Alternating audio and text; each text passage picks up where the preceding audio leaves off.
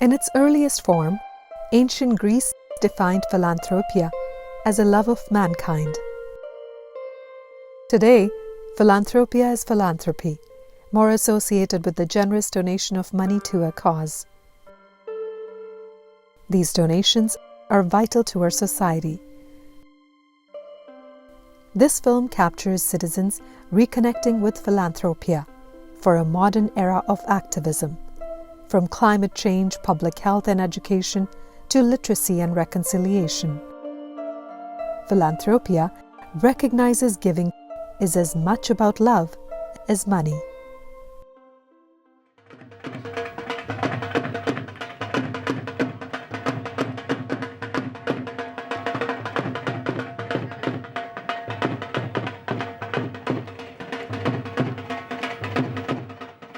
The Sikh tradition of langar, the free meal, which is inclusive and participatory, that both the poor and the rich, the illiterate and the literate come together.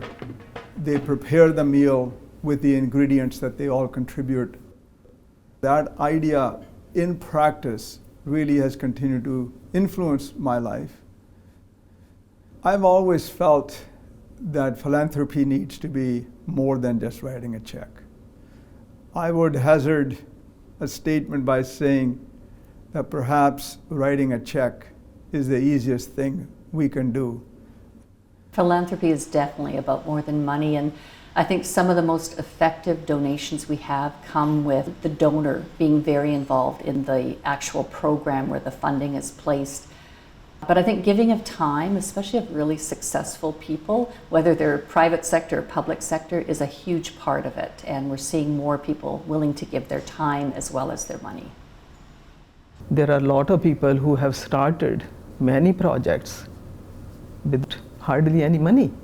Mother Teresa. And in the past, everywhere in every country, there are all these reformers, leaders, they have done without. So to me, money and human resources, leadership, everything is important. Money is obviously important, but also important is the outcome and to follow that money. What the difference it makes in people's life is really important to me. Philanthropy involves being ready to step up where there's a need. There's a request to volunteer for this or that, or step forward for a board or for a community project, or someone in need comes to your attention. An initiative that inspires you, that needs extra feet in the ground. And to me, I think philanthropy is that collection of things that you give what you can financially, but there's so many more ways to give. Money is important, of course, and I think money makes things possible. But I think beyond money, we have to give people abilities. And those abilities come from lifelong learning. Those abilities come from following up. Those abilities come from giving time. What you really need to do is to understand truly the problem and try to solve that problem, I think, by coming up with lifelong solutions. For people who are in need, they need to know people care about them. And so, yeah, it's more than just about money. We are all needy of support in one way or another. And so it's this mutuality. I might bring my ideas to the table. Another person might bring their time. Another person might bring some material good. But when we put our head, heart, and mind together, we are capable of achieving a lot more. And in fact, I would say, of creating greater prosperity for everybody. That, to me, is what philanthropy really is. Loving mankind starts with loving children. Loving children continues with access to education. Philanthropia recognizes learning and mentorship lead to a successful life, regardless of circumstances. Sometimes this means citizens will fill in for government institutions. One example is Vancouver's Adopt a School program. The Taha family is one of thousands of donors each year, helping teachers feed vulnerable children in Metro Vancouver. The program itself came into being once the reporters of the Vancouver Sun, a couple of them, discovered that there was a great need in local schools to help children. And it was about 10 years ago, 11 years ago, a teacher wrote, I guess it was on Facebook, to a friend saying how awful it was for her to teach in the school when the kids coming into the school were in such distress. It wasn't just food, it was all kinds of social issues. And she was distraught. And when we saw the posting, it galvanized some of the reporters in the newsroom to do something about it. And that's the beginning of Adopt a School. When girls and boys don't have access to quality education in primary ages, they are affected for the rest of their life. And education is so fundamental to having an equitable society, to have justice, to have prosperity, and also health and wellness. Canada is a member of the Organization of Economic Cooperation and Development. That's a club of the top economies in the world. We're the only one that doesn't provide emergency food for children at school, coming to school hungry. We're the only one.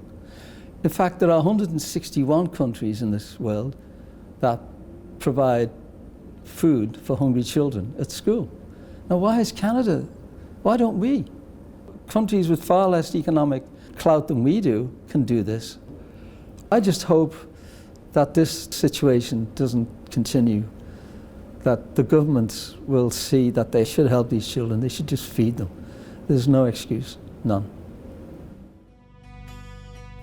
Another example of Philanthropia is an education collaboration spanning the world's largest ocean, from a Canadian university to a first-of-its-kind nursing school in India.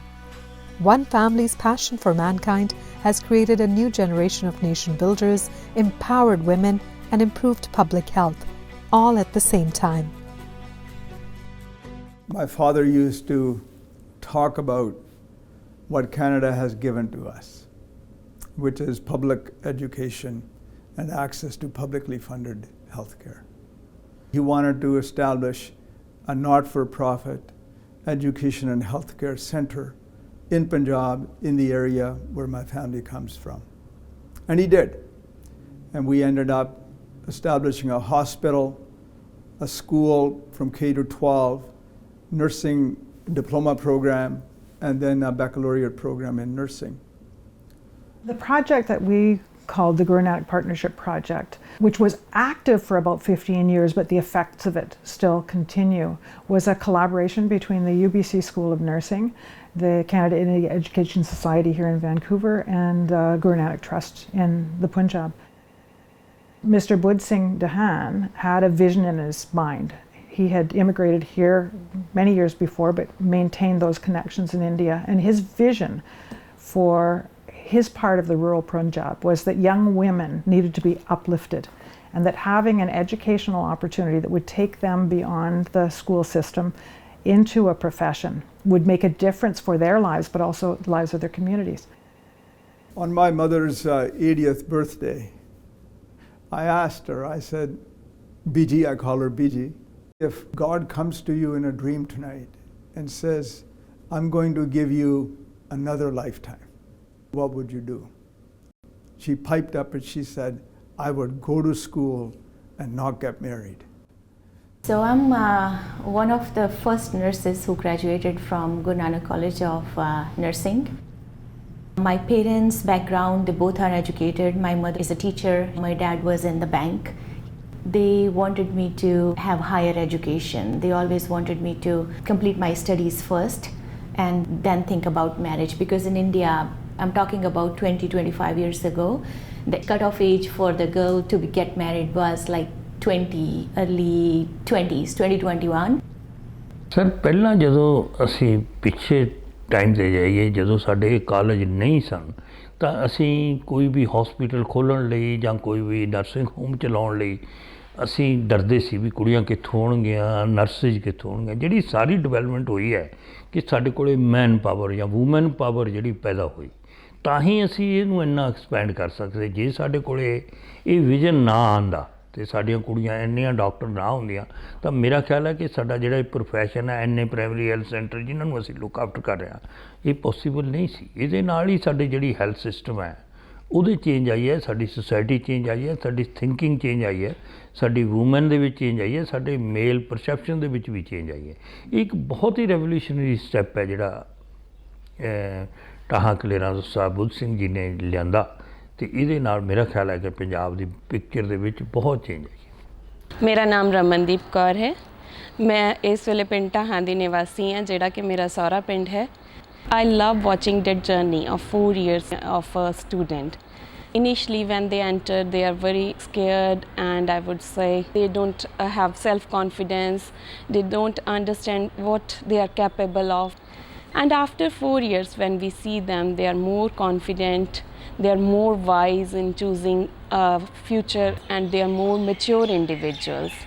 And that is like blooming buds to grow into the flowers. That is very peaceful as well as satisfying for my soul. I love that. ਮੇਰਾ ਨਾਮ ਮੀਨੂ ਹੈ। ਮੈਂ ਪਿੰਡ ਬਾੜੋਵਾਲ ਦੀ ਰਹਿਣ ਵਾਲੀ ਹਾਂ ਤੇ ਮੈਂ ਆਪਣੀ ਸਟੱਡੀ +2 ਦੀ ਸਰਕਾਰੀ ਸਕੂਲ ਬੰਗਿਆਂ ਤੋਂ ਹਾਸਲ ਕੀਤੀ ਸੀ ਤੇ ਮੇਰੇ ਪਿਤਾ ਜੀ ਦਾ ਨਾਮ ਮਨੋਹਰ ਲਾਲ ਹੈ ਤੇ ਮੇਰੀ ਮਾਤਾ ਦਾ ਨਾਮ ਕਮਲੇਸ਼ ਹੈ। ਮੇਰੇ ਮਾਤਾ ਜੀ ਦਾ ਇਸ ਅਦਾਰੇ ਵਿੱਚ ਬਹੁਤ ਵੱਡਾ ਯੋਗਦਾਨ ਹੈ।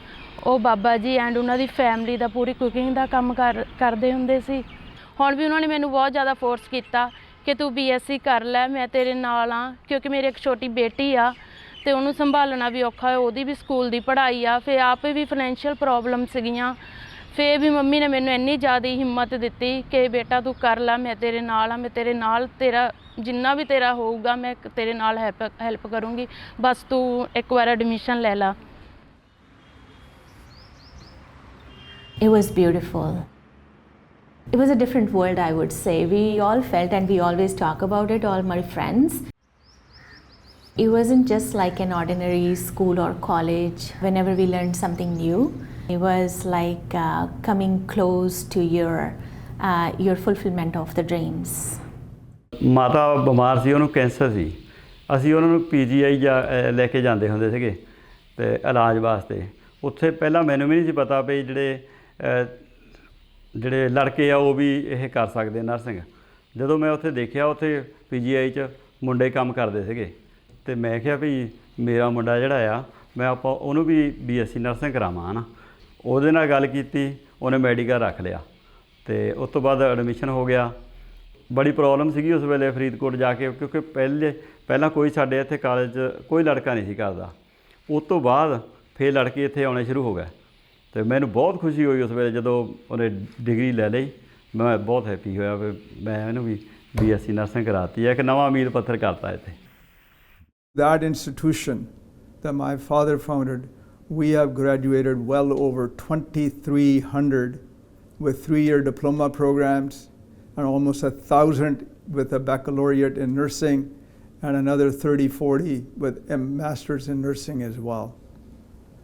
Many of our graduates now live and work in Canada, United States, UK, and the Middle East. And more than 50% of them are living in India, serving as leaders in the health fields.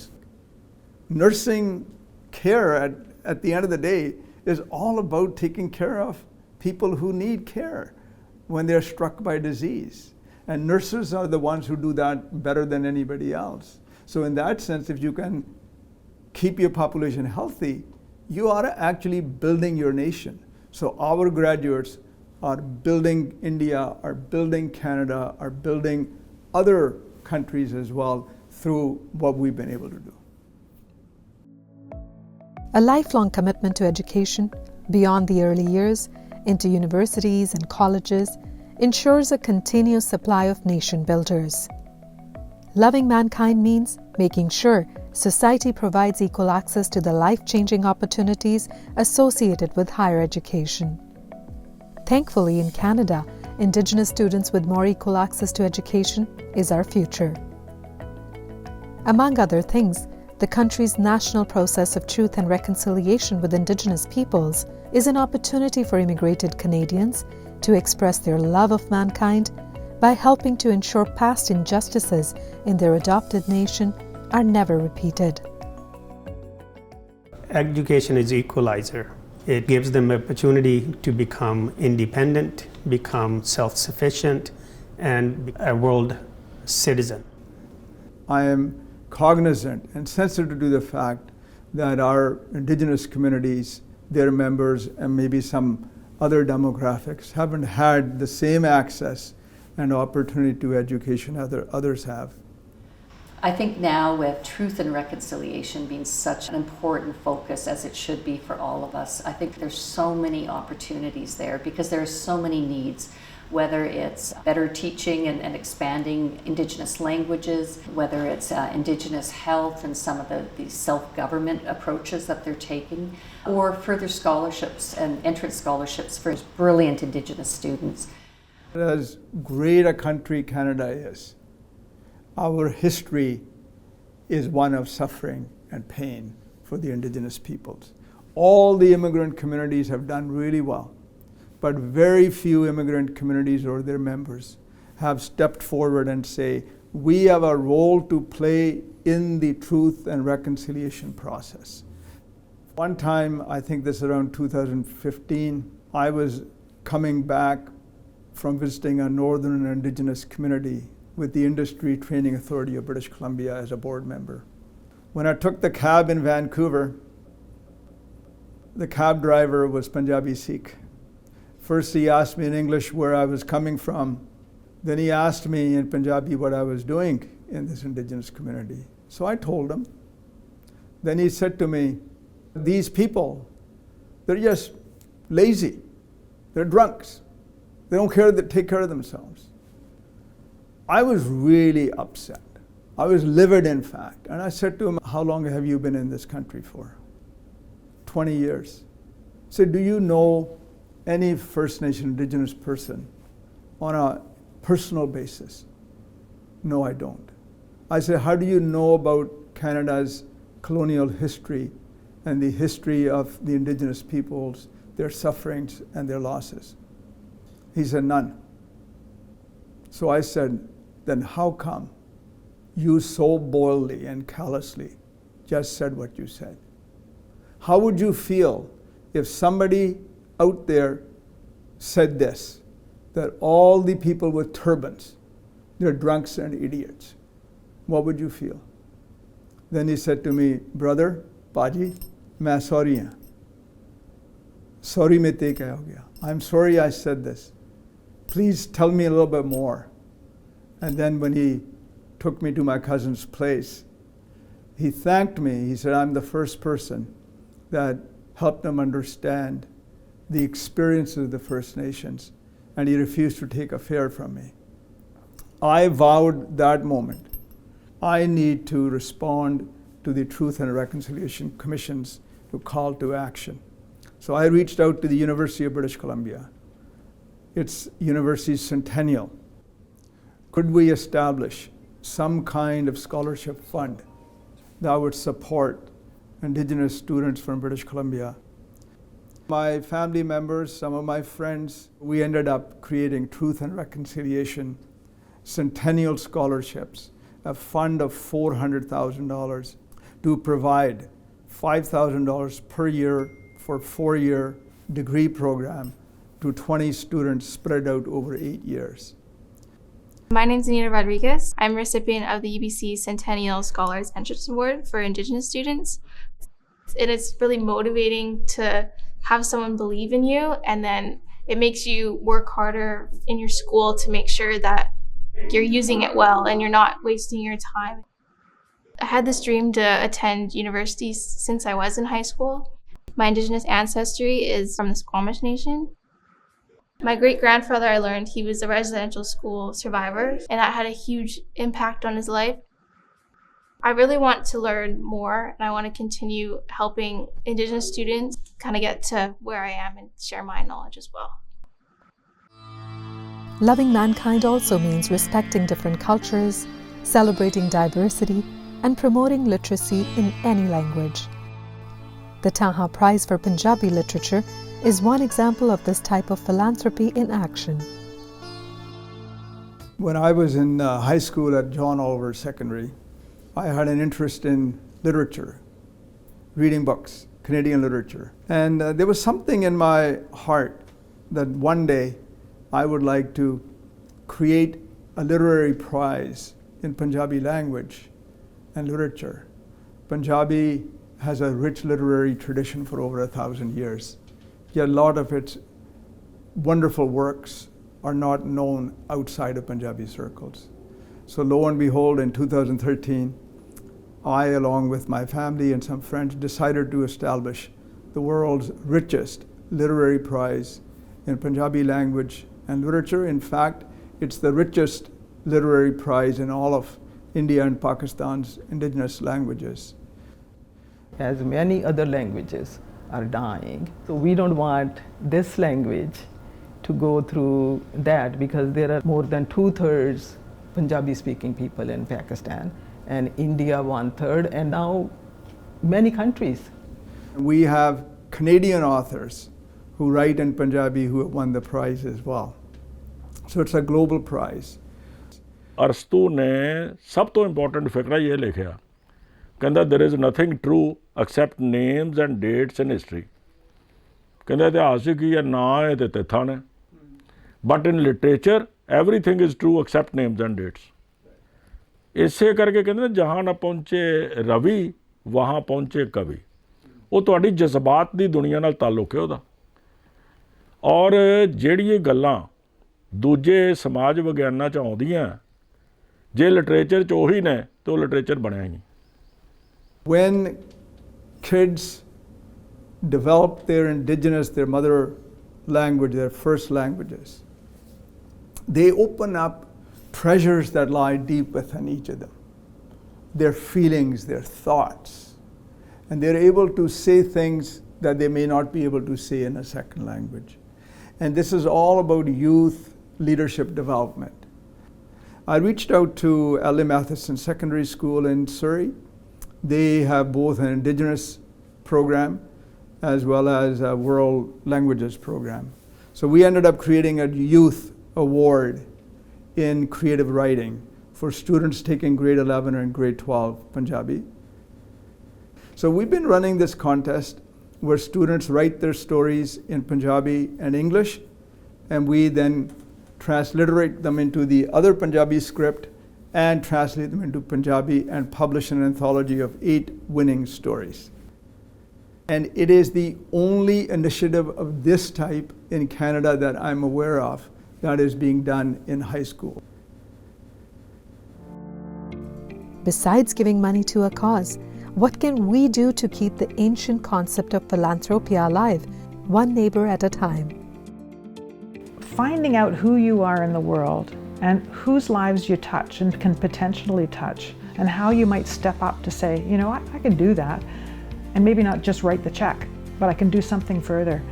And once you take that step and say, and what else, and what else, that's where joy comes from. My dad used to say, if somebody comes for help, don't turn them away. Give them something, whatever you can afford, whether it's clothing, whether it's food or money. There's so many needs. Climate action, we talk about truth and reconciliation, education. And so it's just finding out what area is meaningful to you, and it can start small, it can start with your time, but I think it's getting involved is sort of the best general advice, because you'll meet other people who are also committed, and you'll better understand where the true needs are and how you can best help. ਕੋਸ਼ਿਸ਼ ਕਰਨੀ ਚਾਹੀਦੀ ਹੈ ਕਿ ਅਸੀਂ ਆਪਣੇ ਲੋਕਾਂ ਦੀ, ਆਪਣੇ ਪਿੰਡਾਂ ਦੀ, ਆਪਣੇ ਗਰੀਬਾਂ ਦੀ ਜਾਂ ਆਪਣੀ ਸੁਸਾਇਟੀ ਦੇ ਵਿੱਚ ਕੁਛ ਨਾ ਕੁਛ ਚੇਂਜ ਲਿਆਈਏ. ਮੇਰਾ ਮਤਲਬ ਸਿਰਫ ਇਹ ਹੁੰਦਾ ਵੀ ਜੇ ਅਸੀਂ ਸੇਵਾ ਤਾਂ ਬਹੁਤ ਕਰਦੇ ਹਾਂ, ਪਰ ਅਸੀਂ ਕਿੰਨੀ ਕੁ ਲਿਆ ਸਕਦੇ ਹਾਂ, ਉਹ ਬਹੁਤ ਇੰਪੋਰਟੈਂਟ ਹੈ. ਕਈ ਦਫਾ ਅਸੀਂ ਕੰਮ ਕਰਦੇ ਹਾਂ ਕਿ ਬਹੁਤ ਜ਼ਿਆਦਾ ਚੇਂਜ ਨਹੀਂ ਆਉਂਦੀ. ਮੇਰਾ ਮਤਲਬ ਇਹ ਹੁੰਦਾ ਵੀ ਕਿਸੇ ਚੀਜ਼ ਨੂੰ ਪਰਫੈਕਸ਼ਨ ਤੱਕ ਲਿਆਇਆ ਜਾਵੇ, ਇਹਨੂੰ ਹੋਰ ਵਧੀਆ ਕਰਿਆ ਜਾਵੇ, so that most ultimately it should look like ਕਿ ਸੋਸਾਇਟੀ ਨੂੰ ਫਾਇਦਾ ਹੋ ਰਿਹਾ ਹੈ. Work hard with your own hands, meaning honestly, and share it with other people. So those things I have learned, which I like to apply in my life, and I get so much satisfaction out of it. There is so much to do. The world is not just, it's not fair, it's not equitable, but the call of the day is to do whatever we can in our own way to create a better, safer, more prosperous world for everybody.